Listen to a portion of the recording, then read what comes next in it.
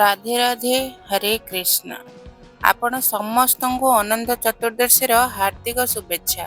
ପ୍ରିୟ ଶ୍ରୋତାମାନେ, ଆଜିର ଏହି ଭିଡ଼ିଓରେ ଆମେ ଏକ ଏପରି ବ୍ରତ ବିଷୟରେ ଆଲୋଚନା କରିବୁ ଯାହା କେବଳ ଆମ ଜୀବନରୁ ଦୁଃଖ ଓ ଦାରିଦ୍ର୍ୟତାକୁ ଦୂର କରେ ନାହିଁ, ବରଂ ଆମକୁ ଅନନ୍ତ ସୁଖ, ସମୃଦ୍ଧି ଏବଂ ଭଗବାନ ବିଷ୍ଣୁଙ୍କର ଅନନ୍ତ କୃପା ସହିତ ଶେଷରେ ମୋକ୍ଷ ମଧ୍ୟ ପ୍ରଦାନ କରେ।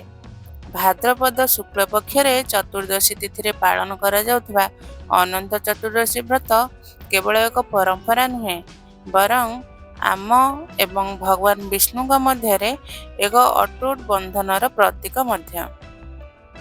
ଆଜିର ଏହି ଭିଡ଼ିଓରେ ମୁଁ ଆପଣମାନଙ୍କୁ ବିସ୍ତୃତ ଭାବେ କହିବି ଯେ କିପରି ଶାସ୍ତ୍ରୋକ୍ତ ବିଧିରେ ଆପଣ ଅନନ୍ତ ଚତୁର୍ଦ୍ଦଶୀର ପୂଜା କରିପାରିବେ ଏବଂ ଯଦି ଆପଣ ଉପବାସ ରଖି ନ ପାରନ୍ତି ତେବେ ଆପଣ କ'ଣ କରିପାରିବେ। କାରଣ ଏହି ଦିନ 14ଟି ଗଣ୍ଠି ବିଶିଷ୍ଟ ଅନନ୍ତ ସୂତ୍ର ମଧ୍ୟ ବାହୁରେ ବାନ୍ଧିବାକୁ ହୁଏ। ତେଣୁ କିପରି ଆପଣ ଅନନ୍ତ ସୂତ୍ରର ପୂଜା କରି ନିଜ ବାହୁରେ ବାନ୍ଧି ପାରିବେ ଏବଂ କେଉଁ ବାହୁରେ ବାନ୍ଧିବା ଉଚିତ ସେହି ବିଷୟରେ ଆମେ ଜାଣିବା। ପୂଜା ବିଧି। ପ୍ରଥମେ ସକାଳେ ଶୀଘ୍ର ସ୍ନାନ ଆଦିରୁ ମୁକ୍ତ ହୋଇ ସଫାସୁତୁରା ବସ୍ତ୍ର ପରିଧାନ କରନ୍ତୁ। ଏହି ଦିନ ଧଳା, ହଳଦିଆ କିମ୍ବା ହାଲୁକା ରଙ୍ଗର ବସ୍ତ୍ର ପରିଧାନ କରିବା ଶୁଭ। ତାପରେ ମନ୍ଦିର ଆଦିକୁ ସଫା କରି ସେଠାରେ ଗଙ୍ଗା ଜଳ ଛିଞ୍ଚି ଏକ ଚୌକି ସ୍ଥାପନ କରନ୍ତୁ। ତା ଉପରେ ଏକ ସଫା ହଳଦିଆ ବସ୍ତ୍ର ବିଛନ୍ତୁ। ଶାସ୍ତ୍ରରେ ହଳଦିଆ ରଙ୍ଗକୁ ଭଗବାନ ବିଷ୍ଣୁଙ୍କର ପ୍ରିୟ ରଙ୍ଗ ବୋଲି ବିବେଚନା କରାଯାଏ। ତେଣୁ ପୂଜା ସାମଗ୍ରୀରେ ହଳଦିଆ ରଙ୍ଗର ସାମଗ୍ରୀର ଅଧିକରୁ ଅଧିକ ବ୍ୟବହାର କରିବା ଉଚିତ। ଆପଣ ପୁଷ୍ପର ଆସନ ଦେଇ ଭଗବାନ ବିଷ୍ଣୁଙ୍କର ପ୍ରତିମା କିମ୍ବା ଚିତ୍ରକୁ ଚୌକି ଉପରେ ବିରାଜମାନ କରାନ୍ତୁ। ଯଦି ଆପଣଙ୍କ ପାଖରେ ଶାଲିଗ୍ରାମ ଭଗବାନ ଅଛନ୍ତି ତେବେ ତାଙ୍କର ପୂଜା ମଧ୍ୟ ଆଜିର ଦିନ ସର୍ବୋତ୍ତମ ବୋଲି ବିବେଚନା କରାଯାଏ। ଯଦି ଶେଷନାଗଙ୍କର ପ୍ରତିମା ଅଛି ତେବେ ତାଙ୍କର ପୂଜା ମଧ୍ୟ ଏହି ଦିନ କରାଯାଇପାରେ। ଯଦି ଭଗବାନ ବିଷ୍ଣୁଙ୍କର ପ୍ରତିମା ନାହିଁ ଏବଂ ଭଗବାନ କୃଷ୍ଣଙ୍କର ପ୍ରତିମା କିମ୍ବା ଚିତ୍ର ଅଛି ତେବେ ତାଙ୍କର ପୂଜା ମଧ୍ୟ ଅନନ୍ତ ସ୍ୱରୂପରେ କରାଯାଇପାରେ। ଏବେ ପ୍ରତିମାର ଡାହାଣ ପାର୍ଶ୍ୱରେ ଏକ କଳସ ସ୍ଥାପନ କରନ୍ତୁ। କଳସ ସ୍ଥାପନ କରିବା ଦ୍ୱାରା ଘରେ ସମସ୍ତ ଶୁଭ ଶକ୍ତିର ବାସ ହୁଏ ଏବଂ ପୂଜା ମଧ୍ୟ ସଫଳ ହୁଏ ବୋଲି ମନାଯାଏ। ଯଦି ଆପଣଙ୍କ ପାଖରେ ସମୟର ଅଭାବ ଅଛି କିମ୍ବା କୌଣସି ଅଭାବ ଅଛି ତେବେ ଆପଣ ସାଧାରଣ ବିଧିରେ କଳସ ସ୍ଥାପନ କରିପାରିବେ। କଳସରେ ଜଳ ଭର୍ତ୍ତି କରି 3, 5 କିମ୍ବା 7ଟି ଦୁବ ପକାନ୍ତୁ। ଏକ ରୂପାର ମୁଦ୍ରା, ଏକ ହଳଦୀ ଗଣ୍ଠି ପକାନ୍ତୁ। ତାପରେ ଯଦି ଆମ୍ବ କିମ୍ବା ଅଶୋକ ପତ୍ର ଅଛି ତେବେ ସେଗୁଡ଼ିକୁ ଉପରେ ସ୍ଥାପନ କରନ୍ତୁ। ଏକ ପାତ୍ରରେ ଆପଣ ଶସ୍ୟ, ଗହମ କିମ୍ବା ଚାଉଳ ଭର୍ତ୍ତି କରି ରଖନ୍ତୁ ଏବଂ ତା ଉପରେ ଏକ ଦୀପ ଜାଳନ୍ତୁ, ଯାହାକୁ ଆମେ ଦୀପ କଳସ କହୁ। ଯଦି ଆପଣ ଜଳ ନଡ଼ିଆ ସ୍ଥାପନ କରିବାକୁ ଚାହାନ୍ତି ତେବେ ଦୀପ ପରିବର୍ତ୍ତେ ନଡ଼ିଆ ଉପରେ ହଳଦିଆ ବସ୍ତ୍ର ବାନ୍ଧି କଳସ ସ୍ଥାପନ କରିପାରିବେ। ଯଦି କଳସ ସ୍ଥାପନ ସମ୍ଭବ ନୁହେଁ ତେବେ କେବଳ ପ୍ରତିମା ବିରାଜମାନ କରି ସାଧାରଣ ବିଧିରେ ପୂଜା କରିପାରିବେ। ଏବେ ଦୀପ ପ୍ରଜ୍ୱଳନ କରନ୍ତୁ। ଗାଈ ଘିଅ କିମ୍ବା ତିଳର ତେଲର ଦୀପ ଜଳାନ୍ତୁ। ଦୀପକୁ ପ୍ରଣାମ କରନ୍ତୁ। ପ୍ରଥମେ ଗଣେଶଜୀଙ୍କୁ ସ୍ଥାପନ କରି ତାଙ୍କର ପୂଜା କରନ୍ତୁ। ତାପରେ ଭଗବାନ ବିଷ୍ଣୁ, ମାତା ଲକ୍ଷ୍ମୀ ଏବଂ ଶେଷନାଗଙ୍କ ସହିତ ଆପଣଙ୍କର ସମସ୍ତ ଆରାଧ୍ୟ ଦେବୀ ଦେବତାଙ୍କୁ ମଧ୍ୟ ସ୍ନାନ କରନ୍ତୁ ଓ ତାଙ୍କର ପୂଜା କରନ୍ତୁ। ଅନନ୍ତ ସୂତ୍ର ପୂଜା।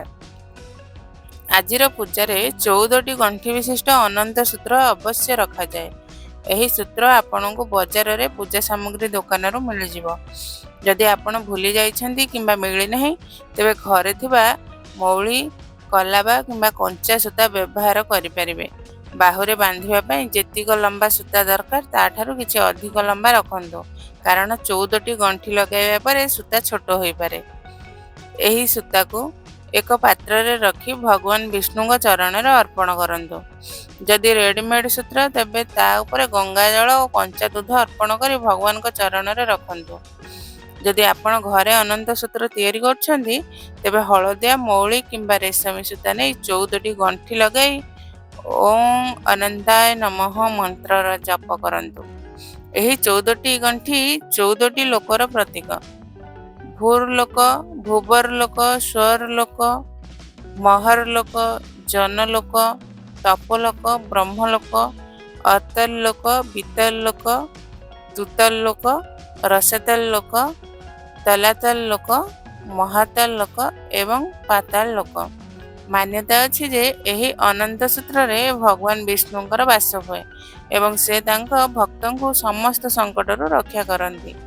ତେଣୁ 14ଟି ଗଣ୍ଠି ଲଗାଇବା ସମୟରେ ଭଗବାନଙ୍କ ପ୍ରତି ଅଟୁଟ ଶ୍ରଦ୍ଧା ଓ ବିଶ୍ୱାସ ରହିବା ଆବଶ୍ୟକ। ଅନନ୍ତ ଚତୁର୍ଦ୍ଦଶୀର ମହତ୍ତ୍ୱ। ପାଣ୍ଡବମାନେ ଜୁଆରେ ନିଜ ରାଜପାଟ ହରାଇବା ପରେ ଶ୍ରୀକୃଷ୍ଣଙ୍କୁ ପଚାରିଥିଲେ ଯେ କିପରି ରାଜପାଟ ପୁନର୍ବାର ପ୍ରାପ୍ତ ହେବ ଏବଂ ଏହି କଷ୍ଟରୁ ମୁକ୍ତି ମିଳିବ। ତେବେ ଶ୍ରୀକୃଷ୍ଣ ସେମାନଙ୍କୁ ସପରିବାର ଅନନ୍ତ ଚତୁର୍ଦ୍ଦଶୀ ବ୍ରତ ରଖିବାକୁ କହିଥିଲେ। ଭଗବାନ କହିଥିଲେ ଯେ ଚତୁର୍ମାସରେ ଭଗବାନ ବିଷ୍ଣୁ ଶେଷନାଗଙ୍କ ଶୟନରେ ଅନନ୍ତ ଶୟନ କରନ୍ତି। ଅନନ୍ତ ଭଗବାନ ବାମନ ଅବତାରରେ 2 ପାଦରେ 3 ଲୋକ ମାପି ନେଇଥିଲେ। ତାଙ୍କର ନା ଆଦିର ସୀମା ଅଛି ନା ଅନ୍ତର, ତେଣୁ ସେ ଅନନ୍ତ ନାମରେ ପରିଚିତ। ଏହି ଦିନ ଅନନ୍ତ ସୂତ୍ରର ପୂଜା ଓ ବାନ୍ଧିବା ଦ୍ୱାରା ଭକ୍ତଙ୍କର ସମସ୍ତ କଷ୍ଟ ଦୂର ହୁଏ। ଅନନ୍ତ ସୂତ୍ର ପ୍ରସ୍ତୁତି ଓ ପୂଜା।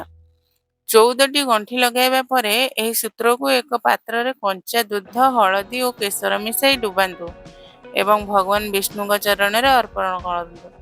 ସମସ୍ତ ଦେବୀ ଦେବତାଙ୍କୁ ତିଲକ ଲଗାଇ ମୌଳି କିମ୍ବା ଗଲାବା ଅର୍ପଣ କରନ୍ତୁ। ମନ୍ତ୍ର ଜପ ଓ କଥା। ଏହି ଦିନ ଆପଣ ନିଜେ ଶ୍ରୀ ସତ୍ୟନାରାୟଣ ଭଗବାନଙ୍କ କଥା ପଢ଼ିପାରନ୍ତି କିମ୍ବା ଶୁଣିପାରନ୍ତି। ଯଦି ସାମର୍ଥ୍ୟ ଅଛି ତେବେ ପୁରୋହିତଙ୍କୁ ଡାକି ସତ୍ୟନାରାୟଣ କଥା କରାଇ ପାରନ୍ତି। ଶ୍ରୀ ବିଷ୍ଣୁ ସହସ୍ରନାମ, ଭଗବଦ୍ ଗୀତାର ପାଠ କିମ୍ବା ଗୁରୁ ମନ୍ତ୍ରର ଜପ ମଧ୍ୟ କରିପାରନ୍ତି। ଯେକୌଣସି ମନ୍ତ୍ର ଜପ କିମ୍ବା ସ୍ତୋତ୍ର ପାଠ କରି ବ୍ରତକୁ ପୂର୍ଣ୍ଣତା ଦିଅନ୍ତୁ।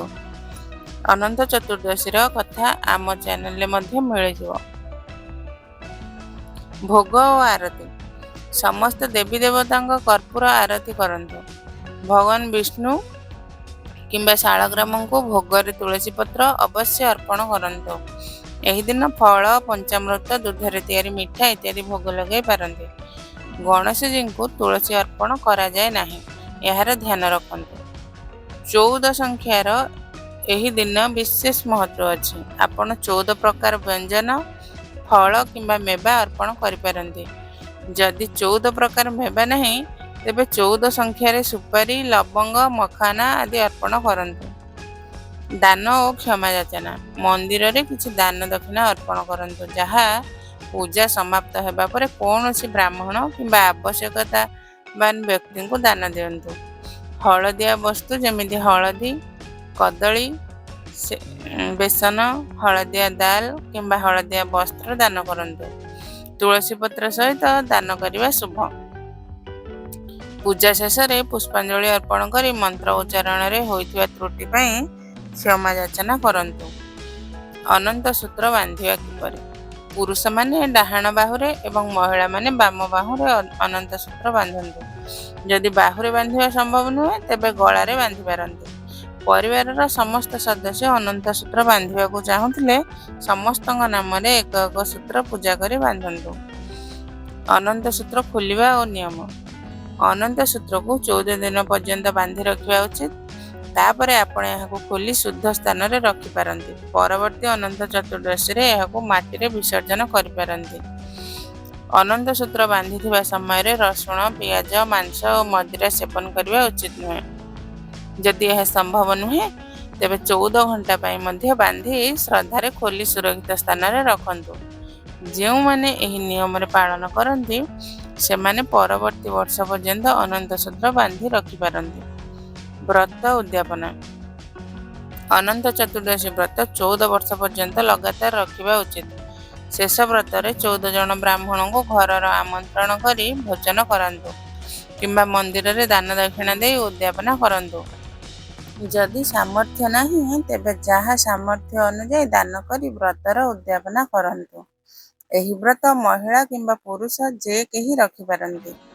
ଅନନ୍ତ ସୂତ୍ର ବାନ୍ଧିଥିବା ସମୟରେ ନିୟମ ପାଳନ କରିବା ଆବଶ୍ୟକ, ନଚେତ୍ ଫଳ ମିଳେ ନାହିଁ। ଏହା ଥିଲା ଆଜିର ଭିଡ଼ିଓ। ଆଶା କରୁଛି ଏହି ସୂଚନା ଆପଣଙ୍କୁ ପସନ୍ଦ ଆସିଥିବ। ସୂଚନା କିପରି ଲାଗିଲା ଦୟାକରି କମେଣ୍ଟ ବକ୍ସରେ ଜଣାନ୍ତୁ। ରହୁଛି। ଜୟ ଜଗନ୍ନାଥ।